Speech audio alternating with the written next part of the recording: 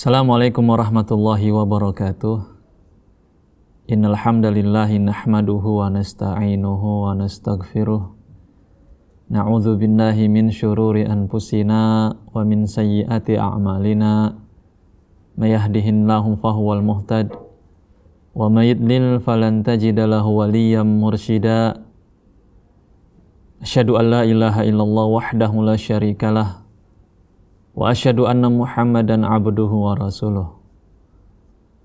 Qala Allah Ta'ala fi kitabihil karim, ya ayyuhalladzina amanu taqullaha haqqa tuqatih wa la tamutunna illa wa antum muslimun. Wa qala an-nabiyyu sallallahu alaihi wasallam, fa inna asdaqal hadithi kitabullah wa khairal hadyi hadyu Muhammadin sallallahu alaihi wasallam wa syarrul umuri muhdatsatuha wa kullu muhdatsatin bid'ah.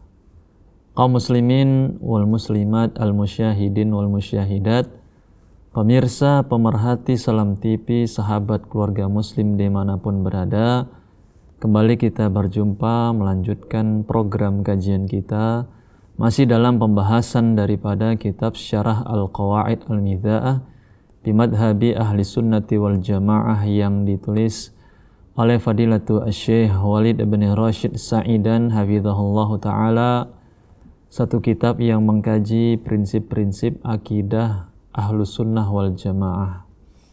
Tentunya di awal ini senantiasa kita bersyukur kepada Allah Subhanahu wa ta'ala, banyak memuji Allah Subhanahu wa ta'ala, banyak berzikir, mengucapkan alhamdulillahi rabbil alamin atas nikmatnya kepada kita semua, sehingga dengan nikmat-nikmat itu kita bisa isi dengan hal-hal yang positif, hal-hal yang bermanfaat, baik untuk urusan dunia maupun untuk urusan akhirat.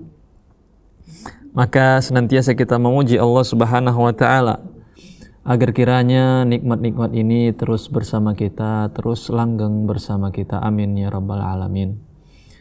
Selawat dan salam senantiasa kita mintakan kepada Allah Subhanahu wa ta'ala untuk Nabi kita Muhammad sallallahu alaihi, demikian pula untuk para sahabatnya, para keluarganya, dan orang-orang yang senantiasa antusias mengikuti sunnah-sunnahnya sampai hari kiamat kelak.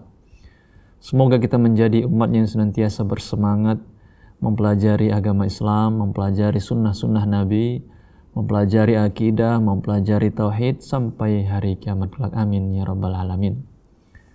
Kaum muslimin yang dirahmati oleh Allah Subhanahu wa ta'ala, tema kita masih berkaitan tentang keimanan akan takdir Allah Subhanahu wa ta'ala, ketetapan Allah Subhanahu wa ta'ala.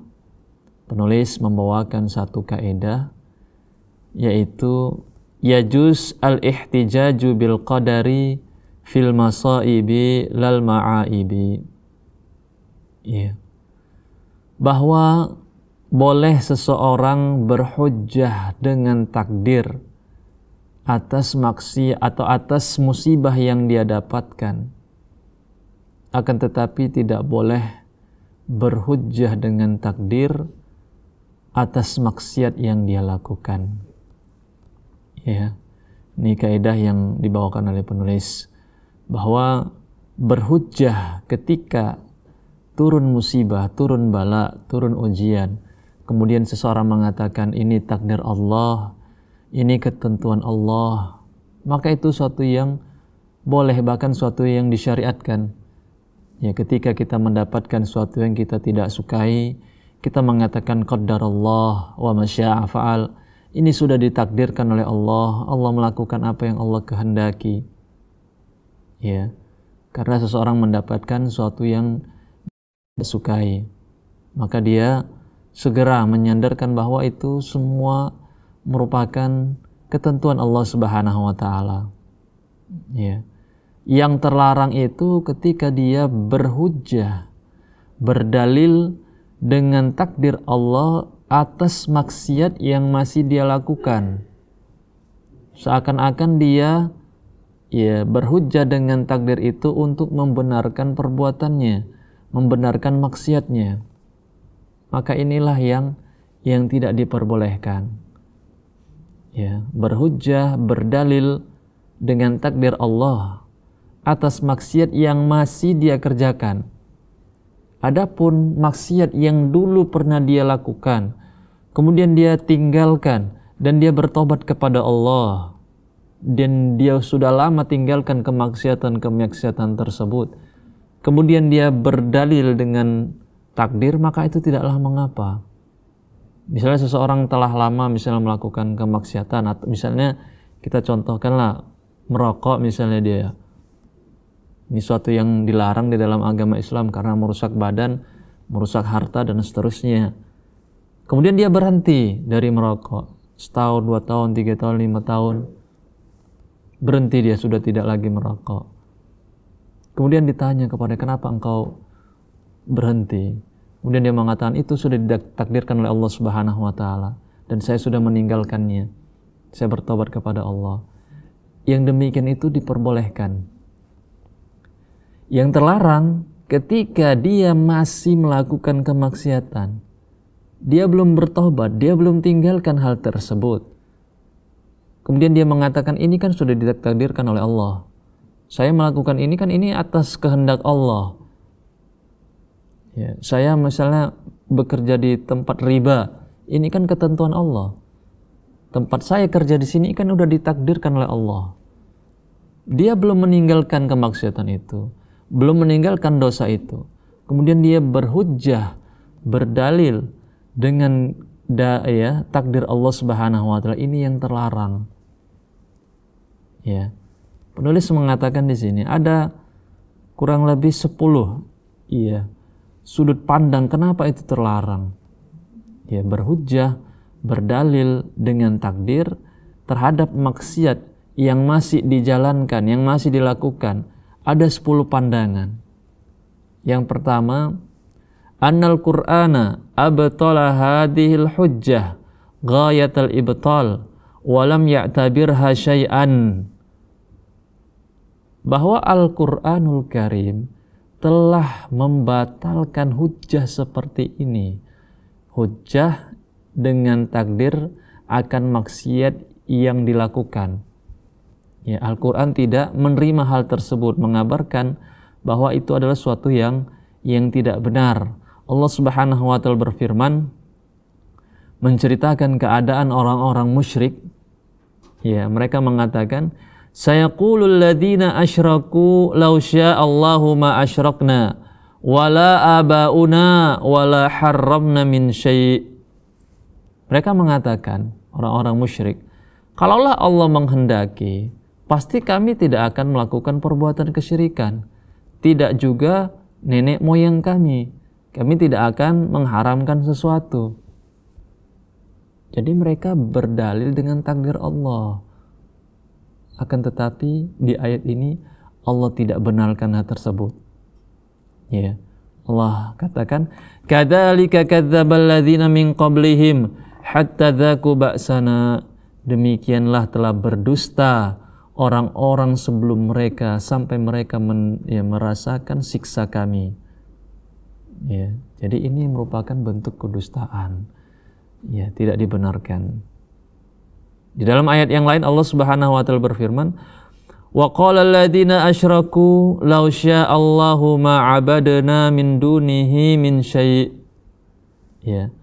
Berkata orang-orang musyrik, orang-orang yang melakukan kesyirikan, kalaulah Allah menghendaki, niscaya kami tidak akan menyembah selain Allah. Ya, seakan-akan mereka mau berkata, kami berbuat syirik ini, menyembah selain Allah, ini takdir dari Allah. Ini memang sudah ketentuan Allah. Ini suatu yang sudah dicatatkan oleh Allah Subhanahu wa Ta'ala. Ya, seakan-akan seperti itu, akan tetapi ini tidak dibenarkan. Memang benar, segala sesuatu itu sampai sedetail-detailnya sudah dicatat oleh Allah, sudah ditakdirkan oleh Allah Subhanahu wa Ta'ala, sudah ditentukan oleh Allah, dan sudah diinginkan oleh Allah. Itu tidak ada yang memungkiri. Yang bermasalah ketika seseorang berdalih dengan ucapan itu untuk membenarkan perbuatannya, supaya dia bisa terus-menerus melakukan perbuatan kemaksiatannya. Ini yang bermasalah. Kalau kita meyakini semua itu sudah ditakdirkan oleh Allah, ini keyakinan yang benar. Yang masalah ketika dia meyakini bahwa ya dengan anggapannya itu dia legal melakukan apapun. Ya, seakan-akan dia sudah mendapatkan kebolehan karena ini sudah ditentukan oleh Allah. Ya, jadi sangat banyak ya ayat-ayat di dalam Al-Quran yang menegaskan bahwa hujjah seperti itu hujjah yang tidak bisa diterima, hujjah yang tertolak. Ya. Dalam ayat yang lain Allah Subhanahu wa taala berfirman, "Wa qalu law syaa'a ar-rahmanu ma 'abadnahum ma lahum bidzalika min 'ilm inhum illa yakhrusun." Hampir sama konteksnya dengan ayat-ayat sebelumnya. Kalaulah Allah tabaraka wa ta'ala menghendaki, kami tidak akan menyembah ya berhala-berhala itu. Ya, jadi seakan-akan perbuatan mereka menyembah berhala itu sudah mendapatkan izin dari Allah dan mereka legal untuk melakukannya terus-menerus. Malahum bidzalika min ilm. Sesungguhnya mereka itu tidak di atas ilmu. Inhum illa yakhrusun. Mereka itu tidak lain dan tidak bukan hanyalah menduga-duga saja. Ya, menduga-duga saja. Jadi intinya bahwa orang yang berakal dia tidak akan berhujjah ya dengan hujjah-hujjah ya takdir untuk membenarkan perbuatannya. Karena jelas di dalam ayat-ayat Al-Qur'an hujjah-hujjah tersebut adalah hujjah-hujjah yang tertolak yang sama sekali tidak bisa diterima. Ya, bahwa seseorang senantiasa melakukan kemaksiatan dan dia berdalil dengan takdir yang Allah tetapkan untuk dia bisa terus legal melakukan ya kemaksiatan, ini merupakan hujjah yang tidak bisa diterima. Kaum muslimin yang dirahmati oleh Allah Subhanahu wa taala. Kemudian yang berikutnya, ittafaqa au ittifaqus salafis salih minas sahabati wa tabi'in min ba'dihim min ahli sunnati wal jamaah ala adami i'tibari dzalika hujjah maqbulah. Dan para salaf juga sudah sepakat bahwa hujjah tersebut bukanlah hujjah yang diterima. Berhujjah berdalil dengan takdir atas maksiat yang masih terus dilakukan, sepakat para ulama salaf bahwa itu adalah hujjah yang tidak bisa diterima. Insya Allah akan kita sambung setelah jeda berikut ini.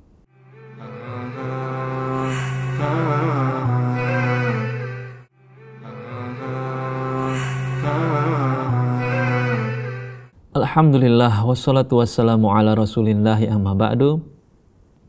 Pemirsa pemerhati Salam TV, sahabat keluarga muslim dimanapun berada, kembali kita melanjutkan program kajian kita masih dalam pembahasan daripada kitab Syarah Al-Qawaid Al-Midha'ah bi Madhabi Ahli Sunnati wal Jamaah yang ditulis oleh Fadilatu Asy-Syaikh Walid ibn Rashid As-Sa'idan hafizahullahu ta'ala, satu kitab yang mengkaji prinsip-prinsip akidah Ahlus Sunnah wal Jamaah. Tentunya di awal ini senantiasa kita berdoa kepada Allah, memohon ilmu yang bermanfaat, ilmu yang terus mengajak kita untuk terus takut kepada Allah Subhanahu wa taala, yang kita aplikasikan dengan bentuk melaksanakan semua perintah-perintah Allah dan meninggalkan semua yang dilarang oleh Allah Subhanahu wa taala. Amin ya rabbal alamin. Prinsip yang kita bahas pada kesempatan ini bahwa dilarang berhujjah dengan dalil, dengan takdir Allah Subhanahu wa taala atas maksiat-maksiat yang masih terus dilakukan. Beberapa pandangan, yang pertama bahwa Al-Qur'an benar-benar ya menyatakan itu merupakan hujjah yang tidak bisa diterima.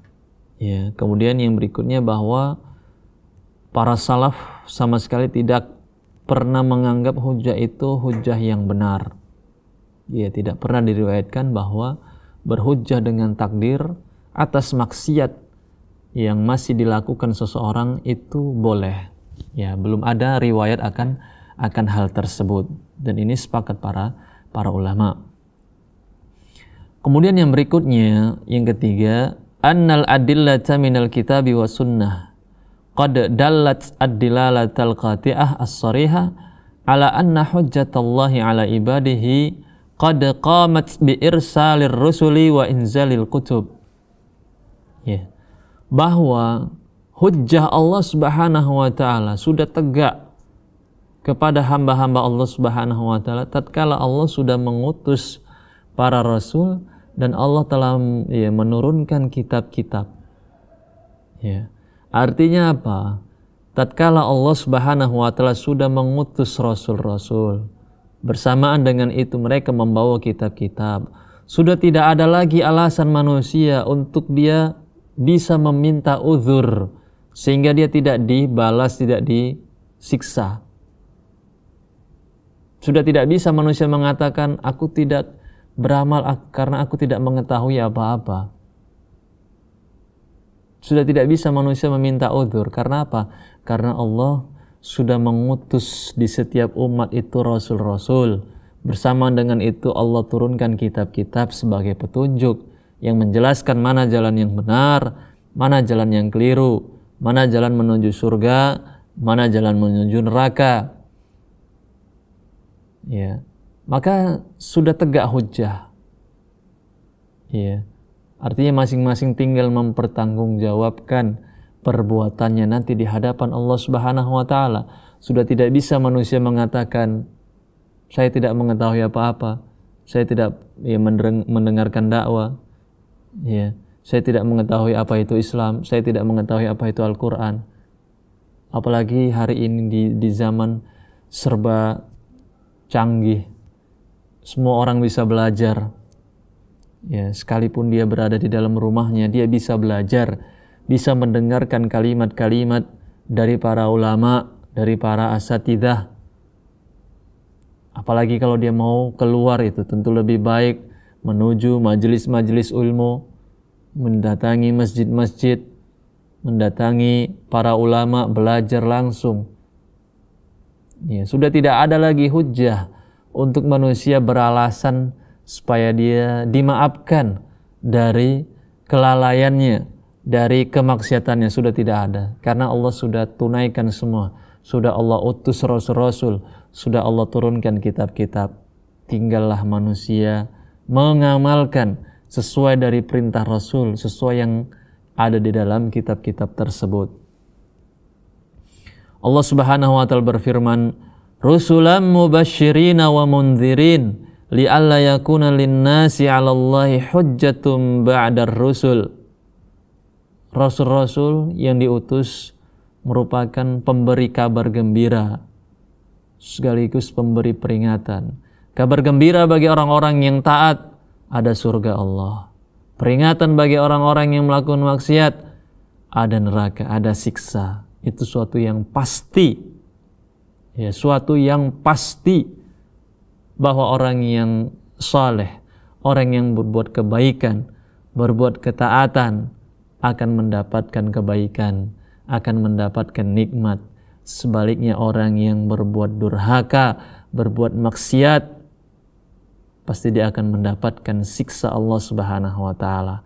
Maka diutusnya Rasul itu supaya manusia tidak bisa mengelak lagi, manusia tidak bisa berhujjah lagi, manusia tidak bisa berdalih sehingga dia tidak mendapatkan siksa, tidak bisa. Sebagaimana dia berhak mendapatkan nikmat ketika dia melaksanakan perintah-perintah Rasul, sebaliknya dia bisa mendapatkan siksa ketika dia melanggar perintah-perintah Rasul. Itulah fungsi diutusnya para Rasul. Mereka penegak hujjah. Tidak ada lagi nanti di hadapan Allah Subhanahu wa taala manusia berdalih supaya dia tidak mendapatkan siksa Allah tatkala dia meninggalkan perintah-perintah Rasul. Fala hujjata lil ibadi fit tarkil ma'mur. Maka tidak ada lagi hujjah bagi manusia ketika dia meninggalkan perintah-perintah, au fi'lil mahdzur, atau dia melanggar, melakukan larangan-larangan. Fa innallaha ta'ala qad bayyana lana tariqal khairi wasyarr.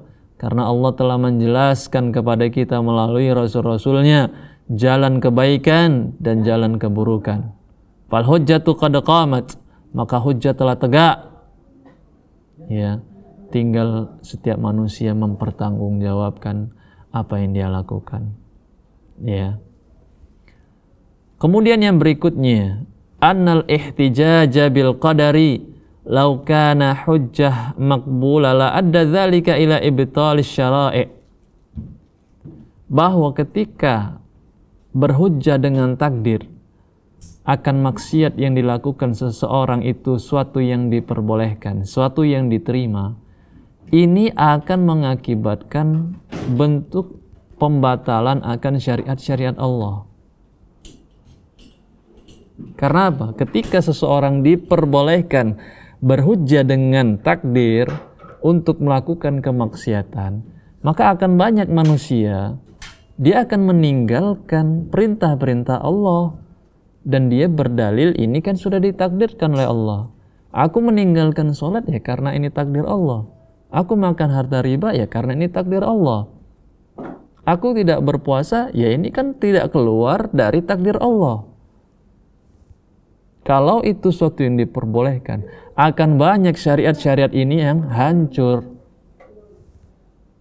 Ya. Akan banyak manusia akan melakukan pelanggaran-pelanggaran. Kenapa berbuat zina? Ya karena ini takdir Allah. Ya. Karena Allah telah mentakdirkan untukku. Maka sudah tidak lagi bermanfaat syariat Allah. Padahal syariat Allah itu Allah turunkan untuk kemaslahatan manusia. Ya, syariat Allah, adanya perintah, adanya larangan, itu tentu dirancang oleh Allah Subhanahu wa taala untuk kemaslahatan manusia. Kemaslahatan alam semesta, kebaikan kita semua. Kalau berhujjah dengan takdir itu boleh untuk melakukan kemaksiatan, maka tidak ada lagi fungsinya syariat, tidak ada lagi fungsinya diutus Rasul, tidak ada lagi fungsinya diturunkan kitab-kitab, tidak ada lagi fungsinya ada surga dan neraka. Ya, karena semua orang akan berdalil dengan hal tersebut. Ini sudah ditakdirkan Allah, sudah ditentukan Allah, sudah ditulis Allah. Tidak ada lagi amar ma'ruf nahi mungkar. Ketika seseorang ingin mengingkari, melarang sesuatu, sudah tidak punya hak lagi dia. Kenapa engkau ingkari aku atas sesuatu yang sudah ditakdirkan untukku? Itu seandainya kalau berhujjah, berdalil dengan takdir itu suatu yang diperbolehkan, akan hancur syariat ini. Ya, akan hancur. Maka tidak ada lagi yang namanya hisab, tidak ada lagi yang namanya audit amalan. Kenapa diaudit? Orang ini semua sudah ditakdirkan oleh Allah. Maka nanti ujung-ujungnya ya tidak ada lagi nikmat, tidak ada lagi azab. Tidak ada manusia disiksa, tidak ada diazab, karena semua sudah ditakdirkan oleh Allah Subhanahu wa taala. Ya. Oleh karenanya sekali lagi kita tekankan, berhujjah dengan takdir akan maksiat yang dilakukan seseorang itu merupakan hujjah yang tertolak, yang tidak bisa diterima. Ya, tidak bisa diterima, sama sekali tidak bisa diterima. Karena ya itu menyebabkan sesuatu yang batil, dan suatu penyebab kepada kebatilan, maka itu suatu yang batil. Ya. Karena dia bisa merusak syariat ini sebagaimana telah kita sebutkan tadi. Itu yang keempat. Yang kelima, annal ihtijaja bil qadari ala fi'lil ma'asi min ma'a mukhalafatihi lil manqul fahuwa aidan munakidun lil ma'qul. Ya, bahwa berhujjah dengan takdir atas perbuatan kemaksiatan, padahal itu juga satu sisi dia menyelisihi syariat, di satu sisi yang lain itu kontradiksi dengan akal sehat manusia. Ya, kontradiksi dengan akal sehat manusia. Kenapa? Karena manusia, penulis mengatakan, annal insan qabla fi'li hadhil ma'siyah hal kana ya'lam anna Allah qaddaraha alai bitab'ila. Ya. Apakah manusia mengetahui apa yang ada di sisi Allah Subhanahu wa taala sehingga dia senantiasa mengatakan ini kan ditakdirkan Allah. Ya, tidak ada yang mengetahui. Ya. Hari esok, kenapa dia masih melakukan perbuatan riba di hari esok dengan menyandarkan itu merupakan takdir Allah? Hari esok kan tidak ada yang mengetahui. Oke lah, hari-hari yang terdahulu dia mengetahui dia melakukan perbuatan kemaksiatan. Itu sudah takdir Allah, sudah. Hari esok, minggu depan, tahun depan, kenapa dia masih mau teken kontrak untuk bekerja di tempat-tempat yang diharamkan untuk masa-masa yang akan datang? Kemudian dia mengatakan, ini kan udah takdir Allah. Aku teken kontrak untuk setahun ke depan, ini takdir Allah. Untuk tahun depan dia tidak mengetahui. Kenapa dia masih mau ya berhujjah dengan takdir? Ini tidak lain dan tidak bukan dia sendiri yang mau melakukan itu. Dan dia menduga itu adalah takdir Allah. Sementara dia sebenarnya tidak tahu. Insya Allah akan kita sambung setelah jeda berikut ini.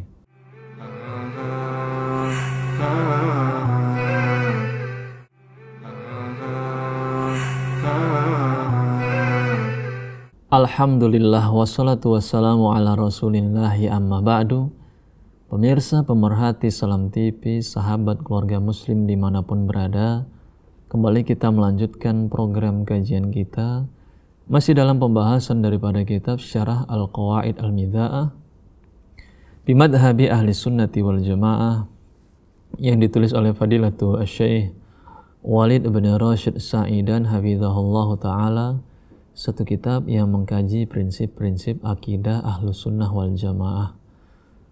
Tentunya senantiasa kita berdoa kepada Allah, berharap, memohon ilmu yang bermanfaat, ilmu yang senantiasa mengajak kita bertakwa kepada Allah Subhanahu wa Ta'ala, haitsuma kunna, dimanapun kita berada. Amin ya rabbal alamin.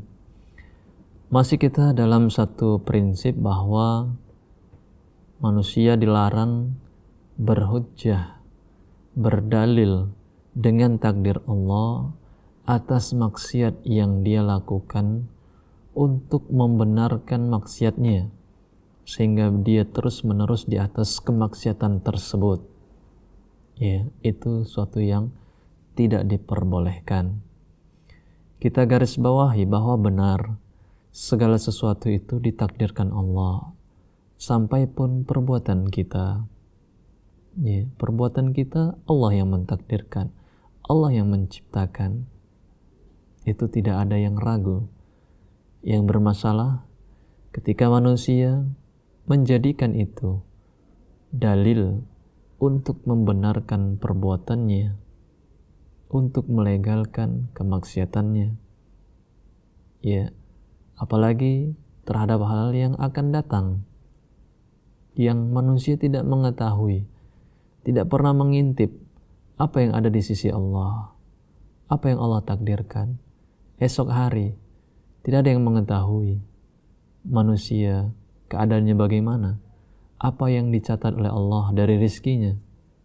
Kalaulah manusia hari ini sudah punya niat, besok dia akan mencuri, dan dia berdalil itu kan takdir Allah.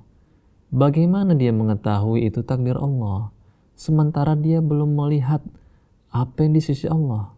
Takdir itu kan perkara yang gaib. Tidak ada yang mengetahui catatan Allah. Kenapa dia sudah menghukumi itu merupakan takdir Allah, padahal dia tidak mengetahuinya? Ya. Jadi ini satu sisi merupakan bentuk kontradiksi bahwa dia menyatakan ini merupakan takdir Allah Subhanahu wa Ta'ala, padahal dia belum mengetahuinya. Ya. Yang berikutnya, annal ihtijaja bil qadari fihi ta'tilun lil asbab allati ja'at asy-syari'atu bi itsbatiha wal amru biha, bahwa berhujjah dengan takdir terkandung padanya peniadaan akan sebab-sebab, akan ikhtiar-ikhtiar yang mana syariat datang memerintahkan akan hal tersebut. Ya, syariat datang menetapkan agar kita mengambil sebab, agar kita melakukan usaha, mengambil ikhtiar. Dan syariat senantiasa menggandengkan, menghubungkan bahwa setiap sesuatu itu, hasil itu ada ketika ada sebab. Barang siapa yang menginginkan suatu hasil, hendaknya dia melakukan sebab. Ya. Siapa yang menginginkan misalnya rezeki, maka dia harus bekerja, harus berusaha. Siapa yang menginginkan anak, dia harus menikah. Dan seterusnya. Ya. Jadi ketika ada orang-orang yang berhujjah dengan takdir, terkandung padanya peniadaan akan sebab. Ya. Kenapa engkau tidak misalnya beramal soleh? Kenapa engkau tinggalkan sholat? Ini kan sudah ditakdirkan oleh Allah. Kalau Allah memasukkanku kelak ke dalam surga, pasti aku akan masuk. Ya. Ini ada ya orang-orang yang berhujjah seperti itu. Kalau Allah takdirkan aku menjadi orang-orang yang mendapatkan kenikmatan nanti di surga, pasti itu akan terjadi sekalipun aku tidak beramal. Disinilah ditiadakan ikhtiar itu. Ya, ketika dia sudah mulai berhujjah dengan takdir akan kemaksiatan yang dia lakukan, pada dasarnya dia akan meninggalkan nanti sebab-sebab. Dia tidak akan lagi beramal, dia tidak akan lagi memperbanyak kebaikan, karena dia sudah meyakini semua itu sudah ditakdirkan oleh Allah Subhanahu wa Ta'ala. Ya, dia tidak akan meninggalkan yang diharamkan dan seterusnya. Padahal syariat kita senantiasa memotivasi kita untuk melakukan ikhtiar, untuk melakukan usaha. Bahkan disebutkan dalam hadis, "Fastahduni ahdikum." Maka mintalah kalian hidayah kepadaku, maka aku akan berikan hidayah kepada kalian. Kita minta, kita berdoa, ini merupakan sebab, ini merupakan ikhtiar. Demikian pula Nabi SAW pernah memerintahkan salah seorang sahabat untuk mengikatkan kendaraannya, untanya di satu ikatan. Kemudian dia bertawakal. Ikilha wa tawakkal. Ikat dulu itu kendaraanmu, baru engkau bersandar kepada Allah. Artinya lakukan dulu usaha.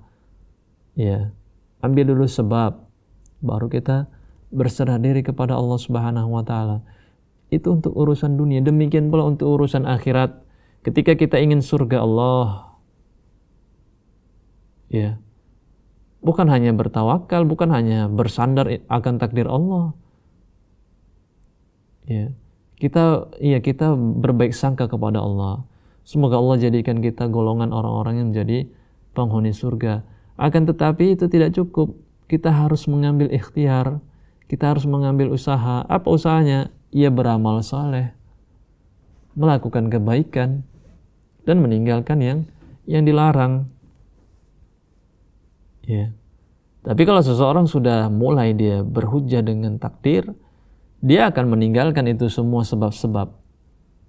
Untuk apa dia melakukan ikhtiar? Orang semua sudah ditakdirkan oleh Allah Subhanahu wa Ta'ala. Padahal sekali lagi telah kita sebutkan tadi, tidak ada yang mengetahui apa yang ada di sisi Allah. Ya, jadi di sana ada padanya kontradiksi. Ya.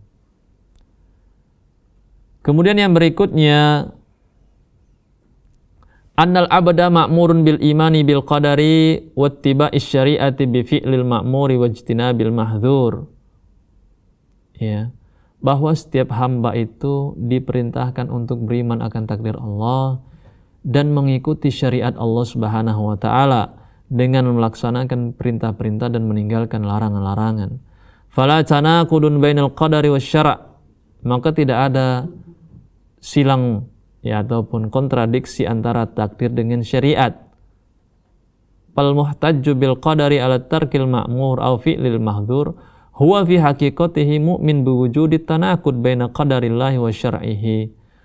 Orang yang berhujjah dengan takdir, ya, ketika dia ingin meninggalkan sesuatu atau ya melakukan sesuatu yang diharamkan, pada hakikatnya dia meyakini di sana ada kontradiksi antara takdir Allah dengan syariat Allah Subhanahu wa taala.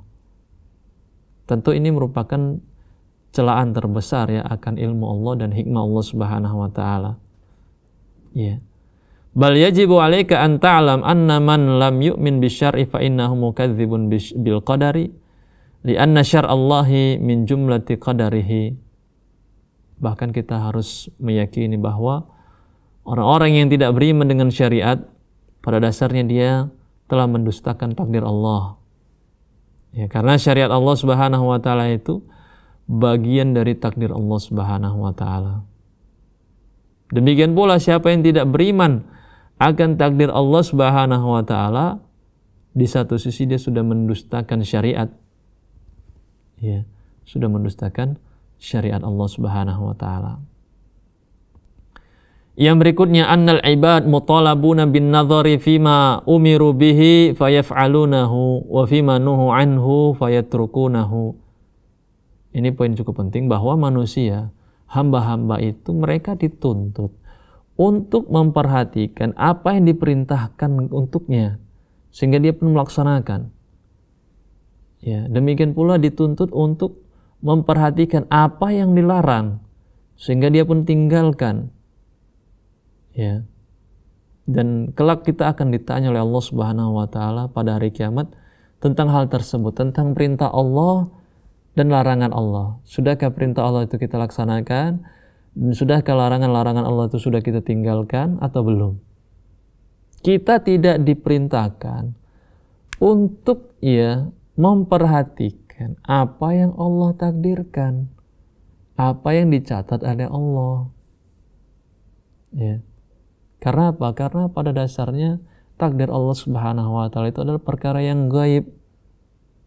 Bahkan kita dilarang untuk memperdalam-dalam, ya, menggali-gali berkaitan tentang takdir Allah Subhanahu wa taala, karena kita tidak punya ilmu akan hal tersebut. Ya. Jadi kita diperintahkan untuk serius, untuk ijtihad di dalam beramal. Bukan diperintahkan kita untuk ya mendalam-dalami takdir Allah Subhanahu wa taala. Ya.